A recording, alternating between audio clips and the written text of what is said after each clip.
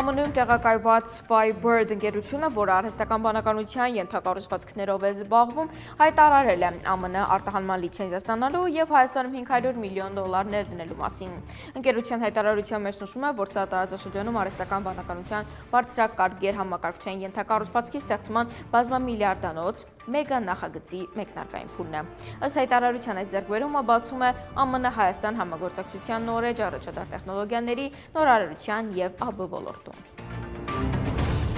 Նոյեմբերի 19-ին ավտովթար է տեղի ունեցել Արարատի մարզում կազով, տեղեկություն հայտնում են ԶԼՄ-ները։ Ժամը 20:00-ի սահմաններում Երևան-Երասխ ավտոճանապարհի 11 կիլոմետր հատվածում Opel Astra մակնիշի ավտոմեքենային երթևեկել է հանդիպակաց երթևեկի լիգոտյով և բախվել Volvo մակնիշի բեռնատարին։ Բախման հետևանքով Opel Astra-ի վարորդը տեղում մահացել է, վթարի փաստով Մասիսի քննչական բաժնում նախաձեռնվել է քրեական վարույթ, վարորդների ինքնությունը պարզվում է։